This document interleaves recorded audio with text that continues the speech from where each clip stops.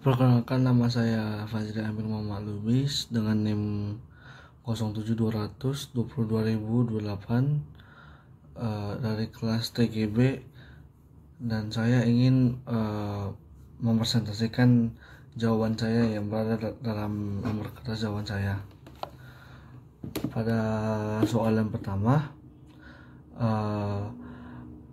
apa jenis ketidakselarasan yang ditunjukkan oleh huruf X?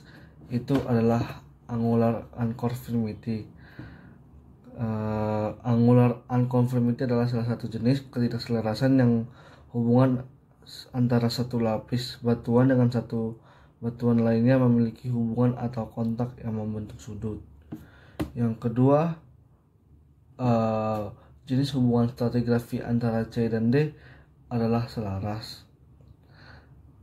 Dikatakan selaras karena hubungan antara satu lapis batuan dengan lapis batuan lainnya di atas atau di bawahnya yang bersifat kontinu atau terus-menerus. Tidak terdapat selang waktu pengendapan atau sedimentasi. Yang C, jenis hubungan stratigrafi antara F dan G adalah paraconformity.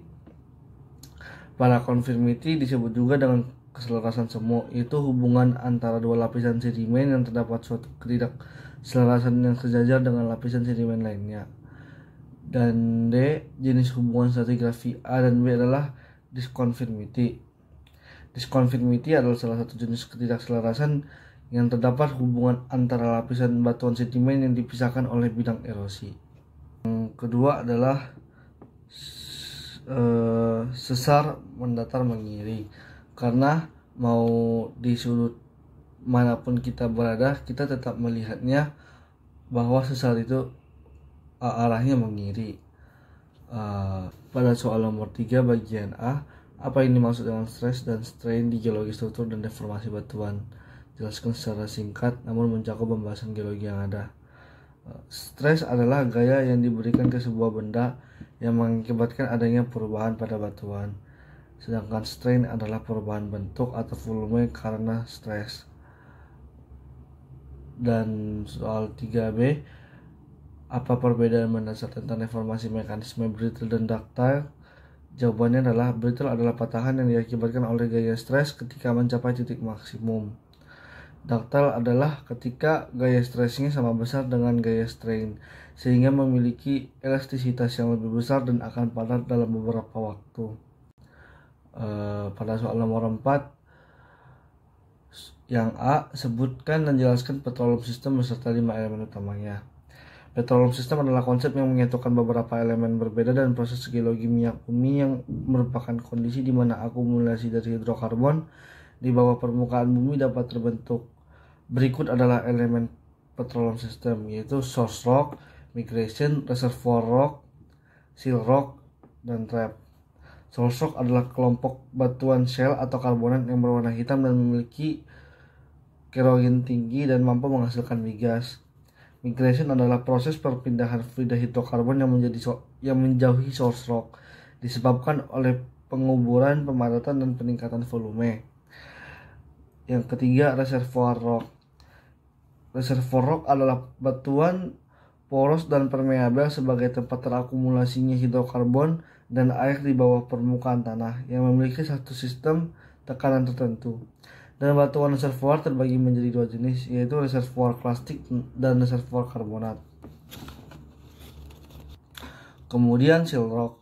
Seal rock merupakan batuan yang memiliki porositas dan permeabilitas kecil yang terdapat di atas batuan reservoir.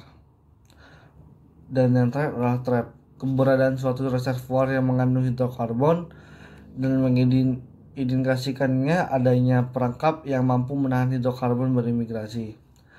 Trap adalah suatu kondisi alam yang menjebak migas sehingga migas tidak dapat bergerak dan terakumulasi dalam reservoir rock.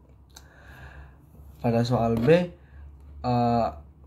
kemudian apa perbedaan antara resource dan reserve pada sumber daya minyak dan gas bumi? Resource adalah jumlah material yang bisa dihitung secara geofisika tetapi belum dapat ditemukan secara real. Reserve adalah jumlah material yang sudah dibuktikan secara real.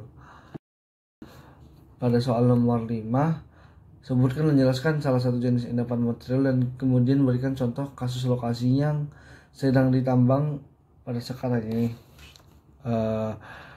Jawaban saya adalah endapan hidrotermal.